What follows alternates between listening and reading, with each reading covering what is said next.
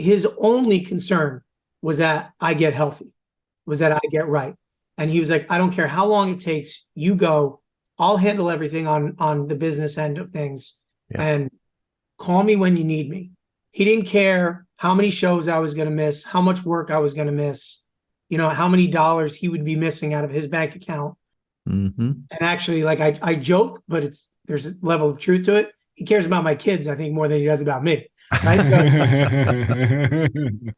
I'm Flindt Andersen, founder of Pain, Parents and Addicts in Need. I've been in recovery since 2001, and there isn't much I don't know about recovery. And my mission is to constantly tell the truth about addiction, to make the realities of addiction, recovery, and drug culture known, and to drive awareness and advocate change that ultimately saves lives. And I'm Jason LaChance, a certified recovery coach with a passion for speaking with others and sharing their knowledge to help others seek recovery and maintain long-term sobriety. And this is the Don't Hide the Scars podcast, presented by Pain, Parents and Addicts in Need.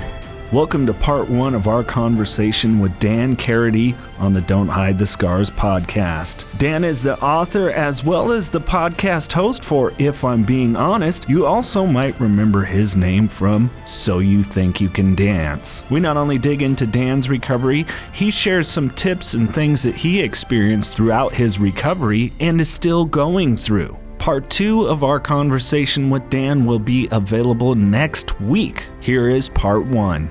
Mr. Andersen, we're joined by a gentleman, from dancing on Broadway's choreographing award shows for Britney Spears, working with NSYNC, Jessica Simpson, Kylie Minogue, and then I came to really know Dan through his podcast and now book, If I'm Being Honest. Dan Karaty, thank you for joining us on Don't Hide the Scars. Yeah, thanks for having me. You got it, Dan. Welcome. Thank you. It's weird when people read off the bio now. Because we can dive right in on this, but Britney Spears is the first name that comes up on my bio. Right. And it's like watching what's going on there is just, it's like I admittedly unfollowed because I don't want to see it anymore. And you can't avoid it because it's all over everybody else's feeds and stuff. Yeah. But it's like you're watching somebody in real time seriously struggle. Mm-hmm. And where is that heading? And there's got to be somebody around, somebody who cares enough to try to step in and do something about it. But it just doesn't seem like it. I think it's really sad because, and we're definitely going to head that road of public opinion because Flindt and I try to combat that a lot, especially when it comes to things surrounding, harm reduction and just people being uneducated. But we really saw it if we're talking Britney Spears, where public opinion of let her free, her dad's trying to shackle her and take advantage of, and anyone that said that, you're wrong. Yeah. And this is the result. And it's pretty sad that, people don't sit and go, I don't know enough about this. I'm going to just reserve the right to shut my you-know-what mouth. Yeah. And it's, the situation like with her family, with her parents and stuff like that, it's complicated because they lived off her for so many years. And so obviously that sways your judgment and your decision-making when you're cashing checks from that person. But I ultimately think her dad, maybe he went about things the wrong way, maybe. Sure. But I think his heart was in the right place. I think he was trying to do the right thing. He just didn't know how to do it. But he was trying to protect his daughter. And, look no further than the downward spiral she's been on since he's been pulled off that conservatorship. Yeah. And as I said, it's like, most of us do this stuff in private, and we spiral in private. Everyone's watching this happen, and it's that awful thing of you're waiting to wake up one day and hear some terrible news. And, she's got kids, she's got family, it's awful. Yeah. And then the possibility of the kids being confronted with these same kinds of genetic, mental health disorders that we see so prevalent. And I mean, Flint's encountered thousands of families through the work that he's done over the years, and really kind of that disinformation. I know that's a real popular term. I just think it's just, I don't know. I hate the word disinformation, just wrong. I like the wrong. I don't know. Well, I think a lot of this stems from, look, it comes from money. And look, I like money. Okay. I'm one of those guys. I mean, we all do. We have to have it. Right. But the perfect example, I think, is Lindsay Lohan. You know, I went down, this is a number of years ago, a treatment center asked my wife and I to come down. I've told you the story, right? Yeah. Come down to check out their treatment center. They'd been in business about 6 years. And, you know, I'm sitting there having dinner with about 100 people. And this one therapist there says, "Oh, Lindsay Lohan came here." And I said, "Gee, that's swell." I said, "But you just broke HIPAA. You know, that's the first thing you did wrong." I said, "And wow, really worked out well for her." But because I can be kind of a smart ass. But my point here is, when you, I've dealt with people that, not necessarily celebrities, but people that do have quite a bit of money. And they seem to go down this same path of, okay, I at the time they want help. They're sincere about it. But as we all know, you know, the recovery piece takes 2 to 4 years for normalcy to somewhat return, for the brain to heal, for everybody to get back on that same page. But when you've got that kind of money, you can go to a rehab 5 times a year. Yeah. You know, there's always an out. There's always an out for people with that kind of money. And I think, and you are absolutely right, when these celebrities are surrounded by people that depend on that person for their income, right?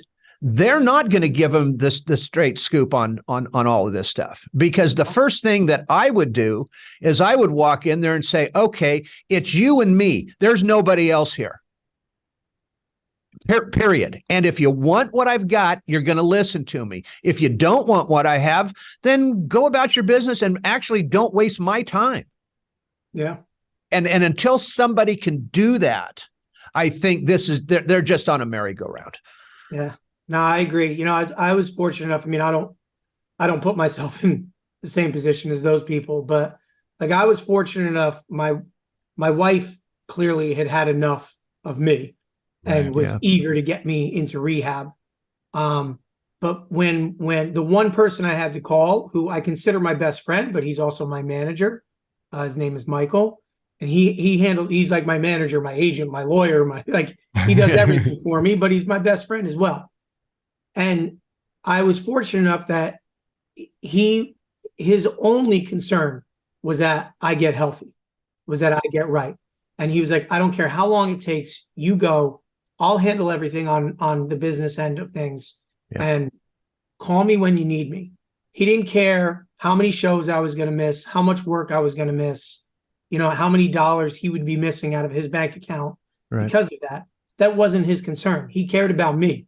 And actually, like, I joke, but there's a level of truth to it. He cares about my kids, I think, more than he does about me. Right? So he wanted me to get right for my family, you know? And thank God for that. But, you know, when you do talk about the celebrities, I mean, there's the other stories, like the Justin Biebers of the world, who we all know is going down a horrible path. Right. And his mom and his manager came together. They yanked him off tour. They cost themselves tens of millions of dollars. Right.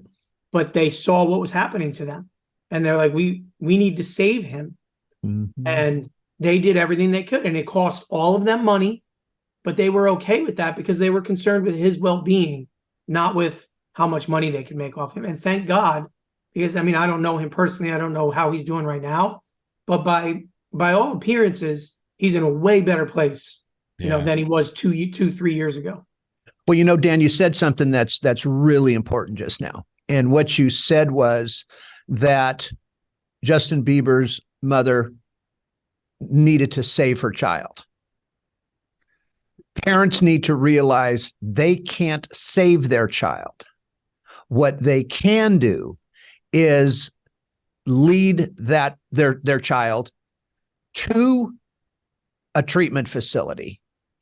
But once that happens, they can just take care of themselves, learn about the addiction themselves, try to understand what the addict is capable of doing and not capable of doing, understanding that this takes a lot of time, a lot of years, and a lot of fucking hard work. End of story. We have a saying around here to parents: you can't control it, and you can't cure it. There's no way a family can do that unless you set those boundaries with that person and you adhere to those boundaries. And again, it doesn't have to be mean and ugly and all those sort of things, right. but it has to be truthful. And you guess what? And some of those consequences are going to hurt. Okay. The fact of the matter is they're going to hurt. The other fallacy is a lot of people think that just because you walk into a rehab for 30 days, that everything's going to be fine when you come out of there. And we all know that's just the beginning of this mess. Yeah. Right. So what we try to do here is we really try to get that message across to, and I'm just not talking about mom and dad. I'm talking about aunts and uncles and grandparents and cousins and friends and all of them, because if everybody's not on the same page with this thing, they're going to be back through my door in a matter of a few months. Yeah. Yeah. To follow up on that, it's my wife, I feel like, has put in just as much work, if not more, than I have on this whole thing. Yeah. Because she admittedly doesn't get it. Right. She doesn't get it at all. And so she's trying so hard to educate herself every step of the way. And she's finding different counselors and therapists for herself to meet with, plus the Al-Anon and everything. And God forbid I go too many days without saying something to her. She does not let it go. She's checking in with me or whatever, because she knows not to let me go too long without talking about something or expressing how I feel or something about our relationship. And, to your point, it's like everyone has to be invested in your recovery, everyone you're surrounded with, because they all make a difference for you. Sure. And for them to be able to see signs, ways you're acting, things you say, places you go, they need to know what's going on. New Perceptions North, the premier drug and alcohol treatment and recovery center in Central California. A full continuum of medically supervised, top quality care with programs for detox, inpatient residential treatment with dual diagnosis, intensive outpatient treatment, sober living, support groups, and more. With 50 plus years of combined experience and sobriety, Flindt, Andersen, and Thelma Gatlin Wilson provide adult men and women with the highest caliber of professional health care, treating each client with compassion and respect, and a safe, comfortable environment. To begin the process of recovery, to proudly create and sustain a life without addiction, call 559-978-1507 or visit newperceptionsnorth.com. Hey, by the way, if your wife ever wants to join us on a Wednesday night via Zoom, she's more than welcome. Because here's the thing. Jason knows this. I love Al-Anon, right? Al-Anon definitely has its place, but what we do differently than Al-Anon is, and we've done this for 14 years now, and we do sit around in a circle like everybody else. But in Al-Anon, one person tells their story, then the next person tells their story. There's no cross-talking. There's no suggestions. We throw it all out in the middle. I'm there every Wednesday night. There's cross-talk. We cry, laugh, bitch, moan. Okay, there's people that will not come back to the meetings because of what I said. All right, and I'm okay with that, because when it comes to addiction and alcoholism, we don't have time to waste. All right. We simply don't have time to waste. Relapse rates are so incredibly high that, in my opinion, we've done something seriously wrong for all these years. Because if we were doing something right, why are the relapse rates so high? Just food for thought. We have to change the treatment methods. That's my point. Yeah. So that's interesting. First of all, my wife, I'm going to have to tell her about that. You got to text me or email me the info, because we will. she got tired of Al-Anon, admittedly, because she's like, I would share, but I want someone to answer my questions. Yep. Yeah. You know, and she's like, and they're not. She's not there just to share her story. Right. She wants help, you know, Right. and she didn't feel like she was getting it. And that's why she started going to, you know, different therapists and things like that. But Right. same thing. They don't always give her the answer. They're listening, you know, and maybe they'll try to guide her a little bit, but she wants someone who's been in the trenches, Yep. who's been through this shit and is going to say, here's how it really is. She'll get, let me tell you something, man. She will get the absolute truth here on Wednesday nights. There is no doubt. I have a feeling I'm going to hate that, but yes, you are. It's going to be good for her. It's going to be good for her. I've had the addicts go back to their families and go, why are you listening to him? Okay. Why are you drinking his Kool-Aid? Right. Because these parents, they'll come in and, you know, the first 2 or 3 times they look like they've been beaten with a stick, you know, and after about 3 weeks, you know, moms are standing a little taller, dads are walking a little more with confidence. All right. Once they got past the initial, hey, you know what, guys, you're doing this wrong, right? Because nobody wants to hear they're doing it wrong. Once they get past that, then all of a sudden it's like, okay, we're ready to roll. Now we know what we're doing. I shouldn't say me, as an alcoholic, as an addict, I am a master manipulator, you know, and those behaviors, I try so hard to tamp them down, but they're still in me. You know, and when she comes and talks to me sometimes or brings something up that admittedly I don't feel like talking about or getting into, I can find my way out of any conversation. Yes, we can. You know, and, you know, and so she's looking, like you said, she wants to go in there and get some info from somebody so that when she does bring something up to me and I do try to find my way out of it, she knows how to keep me right in it, you know, and doesn't let it happen. You bet. Well, and I think that's so valuable for people to know and understand, because it's that shifting of the family dynamic. And I know, Flindt, we talk a lot about the different approaches if it was working so well. And I do remember with my father going through it, there was nothing for the family afterwards. It was just dad's home. And now all of a sudden it's like, well, this different person that I've never known for my 20 years of life at that point. And I'm just supposed to, you know, whatever. Like, it took my kids a while, and I know this is something you can relate to, taking them to events and seeing that and trusting that I wasn't going to be drinking. I remember you telling me a story about taking Yankees, I think it was, and it was like, all right, it's a good excuse to spend time with the kids, but the beers were going to flow. Yeah. And it took me a long time to go back to the Yankee games. I bet. It's a way different experience now. It's way more enjoyable. But what's funny is, like, my kids, they're not used to just sitting in the seats and watching the game, right? Because every inning and a half, 2 innings, you know, it's like you get up and you go get a beer kind of thing. So they're like, what are we going to get? You know, so like, now I'm like, how about ice cream? But it affects everybody around you, you know, and there's no playbook, you know, because everyone's situation is a little different, but man, to have people just to give you a little bit of their own experience and, you know, knowledge or wisdom for how they've dealt with it in the past, I think is huge for everyone. Yeah, it is. You know, but Flindt, you brought up the relapse rates, and like that's something I've been paying attention to more recently. I've been aware of it for a while because, you know, it blew my mind when I was in rehab. And they were telling me, I don't remember what the number was, but it was some astronomically high percentage of the guys that I was in there with that were going to relapse. Right. And I didn't believe it in the moment. And I watched it happen. You know, we were all on text chains together when we got out of there.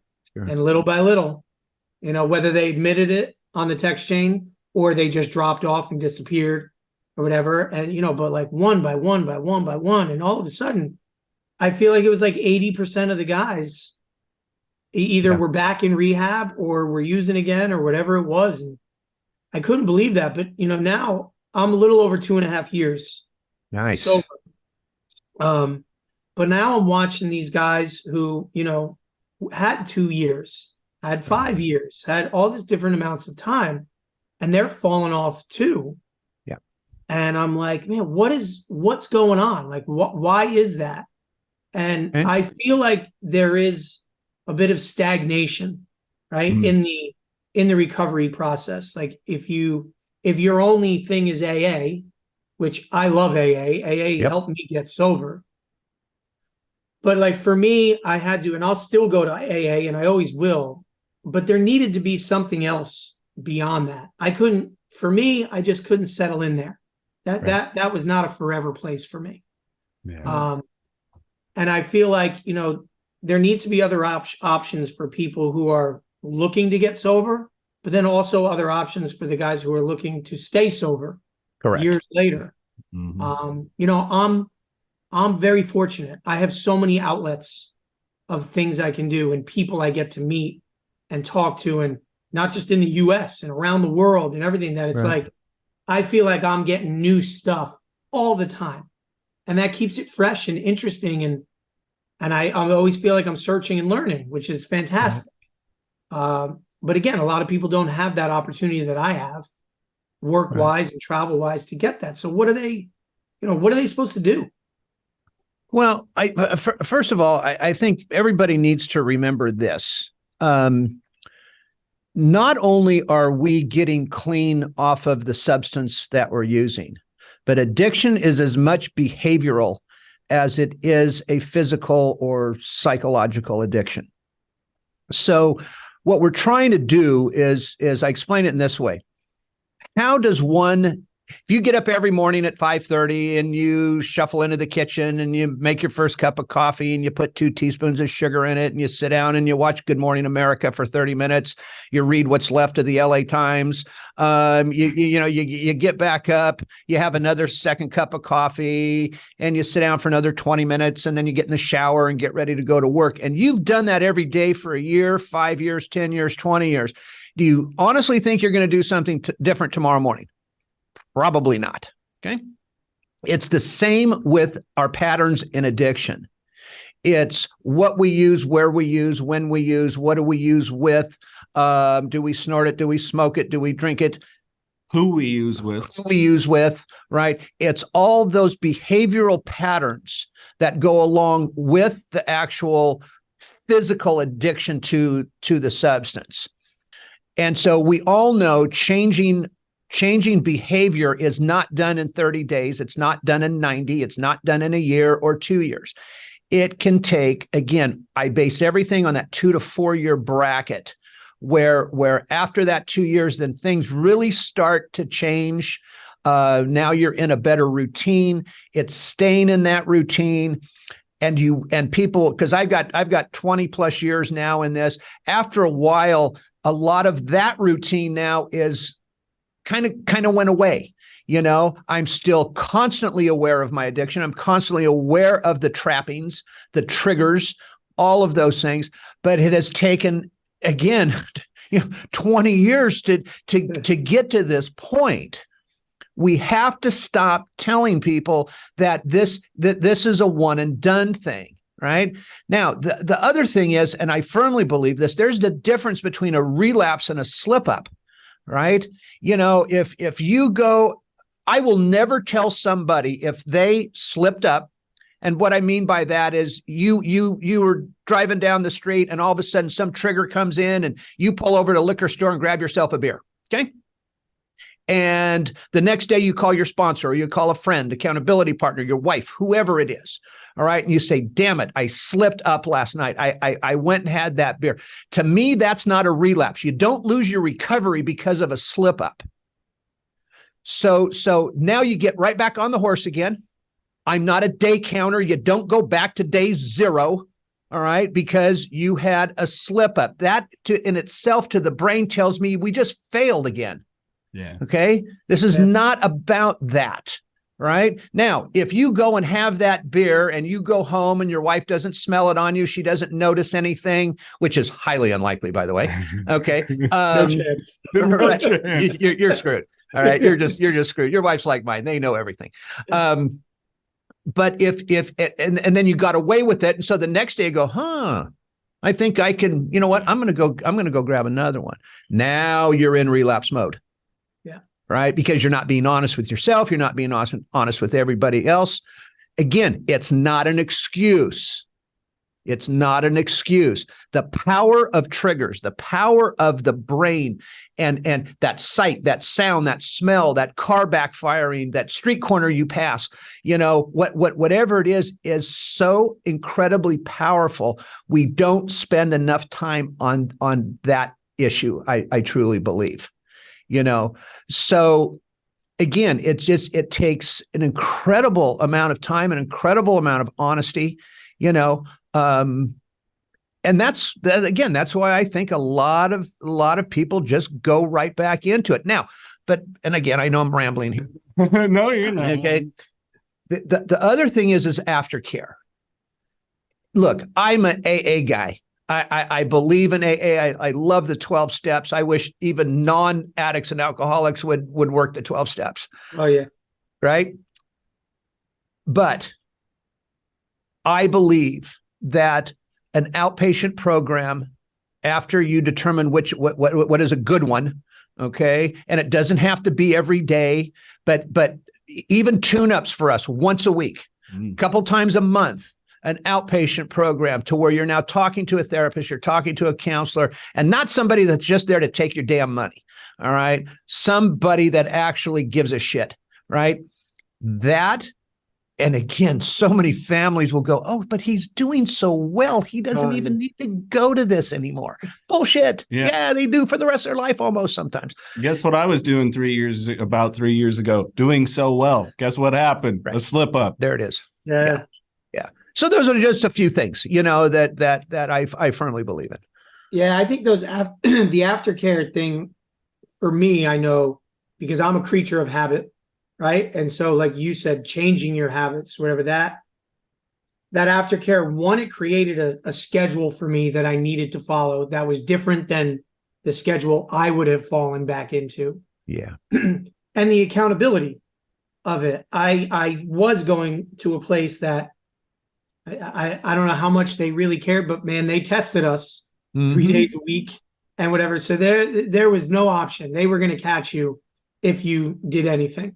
And I don't know if I needed that or not, but I'll tell you what, it worked. It was beneficial, and I stayed there for, I went there for 9 months after I got out of Good rehab. For you. Because I was so afraid to get out of that schedule and fall back into my own. I did not want to do it. You bet. And that helped me. But, being 2.5 years now, like you said, about these habits that take so long to get rid of, one of the most important habits that I had to get rid of was my news intake. Yes. Rolling in the morning, literally waking up, rolling over, grabbing my phone and reading the news. And then watching the news during breakfast, and then checking the news around 1 or 2 o'clock in the afternoon, and then watching the news again before I would go to bed. I mean, not only was I ready to strangle somebody, it took over so many different parts of my life. And that was top of mind to me instead of what I was doing or what my kids were doing or anything. It dominated so much of my day. Yeah. And it was hard changing that habit. It was hard giving up my phone. It's hard. I still want to reach for it when I wake up in the morning. And I force myself not to. But I'll admit, here I am 2.5 years in, and the news is like creeping up on me every day. And it's taking a lot more effort than it was a year ago to stay away from it. Yeah, to not consume it. Like I have to make a conscious decision multiple times a day not to do it.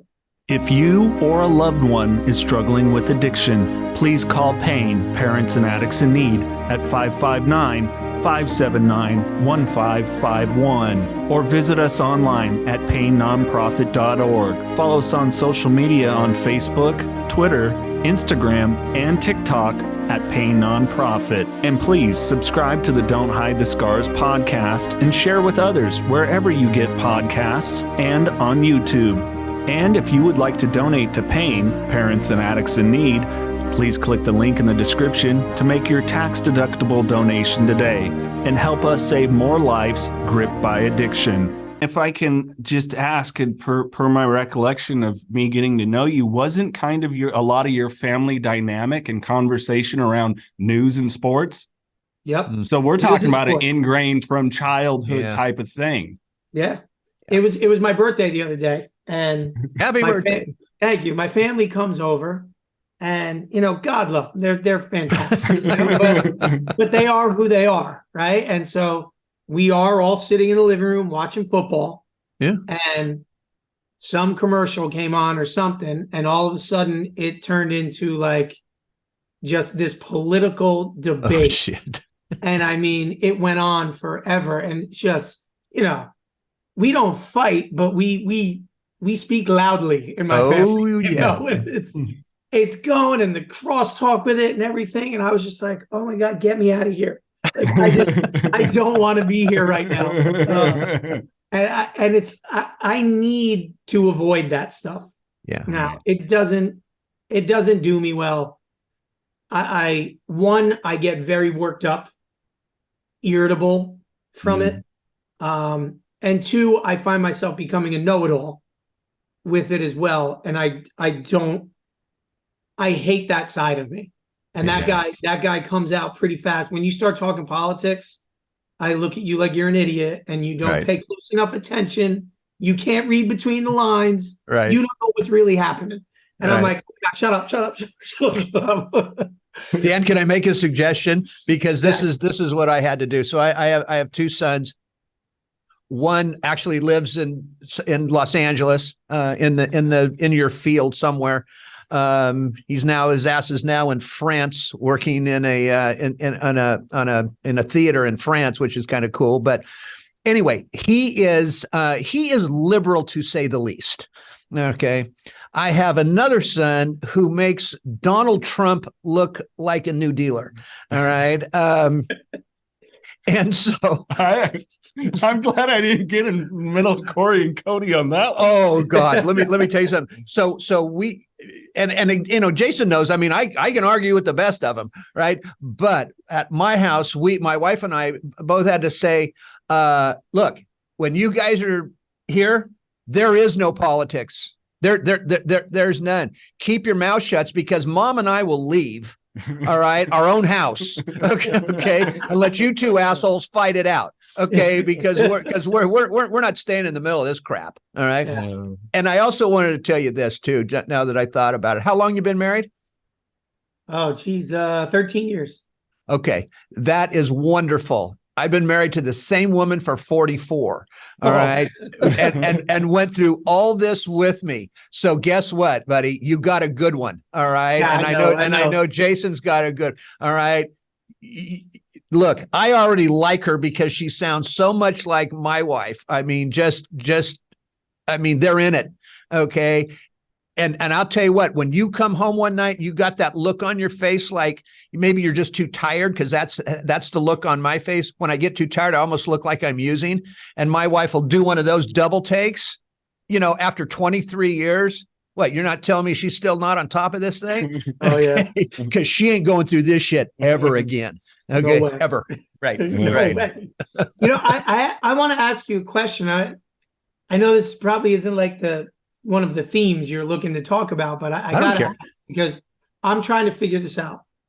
I in 12 steps, you get to the point, you're making amends. Most of the amends in my life are fairly straightforward. They're fairly obvious. They're not, I don't want to say easy to make, but easy to say. Sure. And then, get into a conversation about. The amends with my wife, I don't even know where it ends. Right? Because it's almost like there's too many things to make amends for. And it's like, I've started in certain ways. I bring certain things up, and, we talk things through, and she's grateful that I apologize for something. But I'm like, I could sit here all day and pinpoint all these different The list things. is long and distinguished. I've got a really good take on this. Is don't ever get and stay in that space of making the apologies over and over and over, because then all of a sudden it shifts your dynamic that you don't want. It takes, puts one person above the other. I was working with a young man on this with his parents. And then I said to him remember, you get that reset every 24, like the 24-hour reset isn't an NA sober thing. It's a science fact thing. Like this is real. And I think that's where the living amends comes in, is the continual behavior. Flindt, it took you a good 4 or 5 years to really rebuild the trust and seeing, who and what you are. And I think by doing that, and now knowing that you're the dad that if he takes the kids to the game, it's taking the kids to the game, and the ice cream is why you get up. So I think it's those things where we have to start to, for me, like people ask, do you have regrets? And I go, no, not anymore, because I made a full effort to make amends where I could, accepting that someone might go, yeah, whatever, thanks, but no thank, and then live a life that would be those living amends. So now I have remorses, but I don't have regrets, because I've done everything I could to either A, learn from them, or B, make those amends where needed. Does that kind of make sense or help? Yeah, absolutely. Yeah, I think this, wives, girlfriends in particular, they've heard us say, I'm sorry so many times that to say it again means nothing, especially in early recovery. Especially, and what I consider early recovery is that the minute you go into treatment up to that 4-year mark, so my philosophy was always this: apologize when my heart moved me to apologize. I did not sit and think about things that I had to apologize for, because the list, like you said, is long, right? So when your heart moves you to apologize, that's when you do it, because that's when sincerity comes out.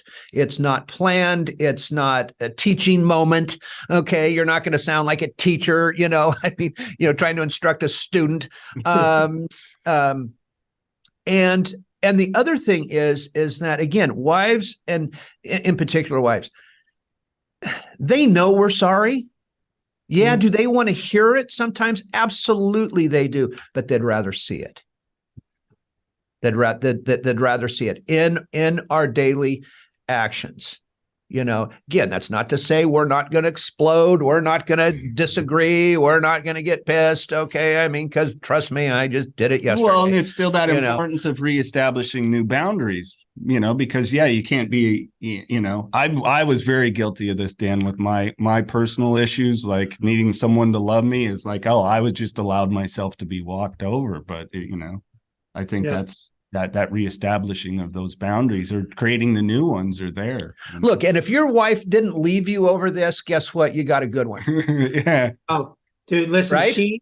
When she dropped me off at rehab, I was like 80% sure she wasn't picking me up. I'll tell you what, like when I wrote my book, when I wrote the line, I was talking about leaving rehab, and when I wrote the line, she came back. Just those 3 words, she came back. I started crying. Yeah. Because I had never really thought about it. But I remember that moment when she pulled up, and I was like, a million different emotions, right? But I was like, sure. Thank fucking God. Because I did not know. When you were in treatment, did they have family week for you? No. Okay, so I went to Betty Ford, and again, I think this is a part of treatment that ought to be abolished. Okay, where you're there about 3.5 weeks or so, and now they have family week, where all the family members come in if they decide to come, right, and they're going to confront you, all right, in a group setting with all the rest of the inmates. And I remember I was sitting there with a bunch of the guys. And somebody asked me, they go, is your wife coming? And I lean over and I go, wait, didn't you hear the plane land? I said, you didn't hear the guns clicking? I said, because she's got her fucking 6 guns on. Okay. And she's on her way. You can't feel that? Oh yeah, man. The guys told me because I got in there and I wasn't allowed to have my phone for the first like 6 days or something like that. Right. You know, and then you're allowed to check your phone and whatever, which I never did. But the Good first move. time I was allowed to make a phone call, the guys all were like, "Don't call home." I was like, "No, I want to call home. I was wondering if my wife was even going to take the call." Right. But then, you know, I was missing my kids and I wanted to check in on them, whatever. And they begged me not to make the call. And I made the call. And my wife was not kind to me. She was not nice. And I was in such a good place after those first 6 days. Like, you know, for the first time in forever, I felt normal again. And I was talking to people and, you know, Right. I walked out, like got off the phone and walked back in the room and looked at the guys. Depressed. Like, yeah, you were right. You know, it was like, she did not make that easy on me. You know, she shouldn't have, by the way. Right. But it's, you know, because I was, you know, you're all hoping for, I'm in rehab now, everything's okay. See, like, that was not the case. You know, she was pissed. I want to ask you about like the work that you did in, you know, we develop a personality and our traits and everything else that kind of protects us or what we want to project at one time. But I know from, you know, us getting to know each other that you had shared with me that, you know, when it came to work, you came in, you did that, you didn't really intermingle with anyone, and you were just, I'm fucking out of here. Like, you people are a waste of my time. Did you start to really recognize that, hey, I got to develop some different interpersonal skills here? Because I think that's another thing that people miss. You know, the two proven things is for long-term recovery is sense of community and spiritual self. And, you know, that can be hard for people. I know for me, I needed a lubricant to talk with people oftentimes. Yeah. That's how I was. So, you know, in my first year, I would say year and a half or so after rehab, I made every effort to have sober friends, as many as I could, and people who, whether I went and had coffee with them or I was always texting with them or just some kind of interaction. I wasn't ready to move past that towards like trying to develop relationships with people I work with or anything like that. After about a year and a half or so, because I work with some truly fantastic people, and I have finally started to talk to them and open up to them, and I go in a little early and I hang around a little bit afterwards, you know, and I don't run back to my dressing room during lunchtime and things like that. And it's fantastic. I'm still not 100% comfortable, right? It's like I still have that little bit of angst. Yep. But I fight through that, and I talk to them about real stuff, not about work. You know, we talk about my kids, you know, anything. But I try to be open and real with people, and it has made a huge difference. It has made me look forward to going to work, as opposed to I'm just going to do my job and then I'll get out of there as fast as I can and send me my paycheck. No, I go there and I enjoy the conversations and I enjoy the company. And, you know, my wife complains a little bit. She was like, "You have all these outlets, all these people. I haven't talked to an adult in like 3 weeks. You know, I'm only talking to kids. You're talking to all these people, you know." That's why I always say to her, careful what you wish for. You know, it's like, you wanted me to be social, and now I talk to everybody, you know? Yeah. I'll tell you something, man. You just said a mouthful right there, because there are times, even with my wife, you know, that you're right. We've got these outlets. I mean, you know, we do what we do. You know, we're for the lack of a better term, we're kind of in the public eye, and we're going places and we're doing things and we're speaking at places and blah, blah, blah, on and on and on. And I think, especially in early sobriety, God, I hope I don't get in trouble for saying this. I think that our wives can get a little jealous of us.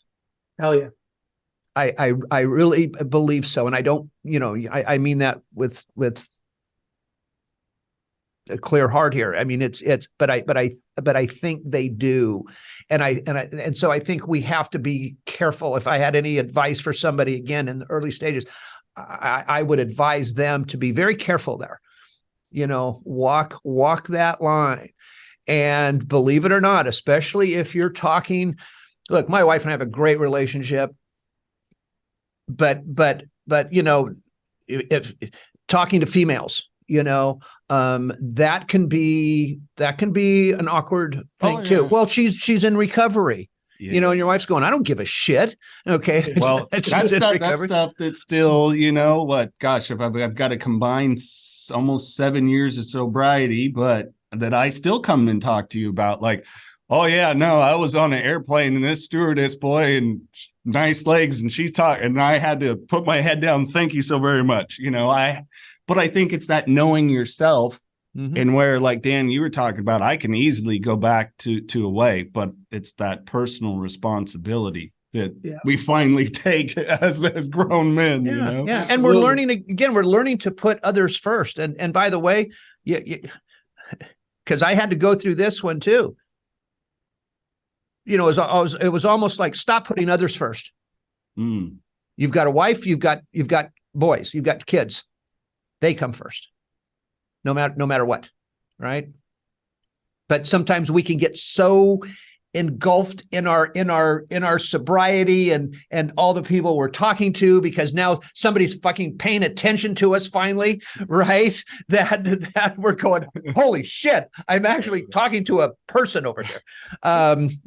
It's interesting that you say it, because I'm very selfish. I didn't know that. It's something I've come to realize fairly recently, actually. I think part of the reason I've been fairly successful thus far in trying to stay sober is that I don't have a very difficult time focusing on me. Right? and I come first during the day, right? And it allows me to, so when it came to recovery, well, my recovery comes first. That's my priority. That's what I'm doing. That's not a bad thing. No, right? It's not. But there's limits to it. But I realized part of the reason I've been good at my job over the years is because it's very easy for me to block out everybody, including my family, and focus on my work. Yep. I just did an Ironman. That's quite an undertaking and quite time consuming. I had no problem zeroing in and I wake up in the morning and that's what I'm doing. Right. And it's dangerous. Like, my selfishness can be a superpower because it allows me to accomplish certain things, but it's real easy for me to push everybody else aside. And I need to be really careful about that because, as we've talked forever here about, I got a good one in my wife. I need to be careful because I do a lot of taking for granted. A lot of she comes second or third, to my sobriety, to my kids, things like that. And I need to be really careful and aware of that. Absolutely. And the other thing that I always tell people to be aware of, look, my job is this is what I do. I do interventions. I talk to families. I talk to addicts. I will go anywhere, anytime, any day of the week, Christmas, Easter, doesn't make any difference. Okay. If somebody needs me, my ass is there, and I've done it for 14 years. But there came a point with my wife where I was going on a Christmas morning somewhere. Because the kid, took a nosedive. The family's calling me. They're blowing up my phones. Damn, Dan, I have 3 phones. Okay. I mean, how stupid is that? Right. And I finally, this is just before COVID hit, I finally had to say, okay, I gotta draw some boundaries here with the clients that I have. Yeah. I'm sorry. I'm not going to go on Christmas Day anymore. Okay. There's another route, another way to handle it. If you need to call 911, get them to the emergency room, that's fine. I will come back the following day, whatever it is, because I didn't realize in me wanting to help somebody so bad, I was pushing my wife and sons and the rest of my family too. I'm talking cousins, aunts, uncles. I was pushing them off to the side a little bit, and we just have to be careful of that. Yeah. We're so grateful to have had Dan on the podcast. If you want more on Dan, his information is in the podcast description, and part 2 of the podcast will be available next Monday. If you or a loved one is struggling with addiction, please call PAIN, Parents and Addicts in Need, at 559-579-1551, or visit us online at painnonprofit.org. Follow us on social media on Facebook, Twitter, Instagram, and TikTok at Pain Nonprofit. And please subscribe to the Don't Hide the Scars podcast and share with others wherever you get podcasts and on YouTube. And if you would like to donate to PAIN, Parents and Addicts in Need, please click the link in the description to make your tax-deductible donation today and help us save more lives gripped by addiction.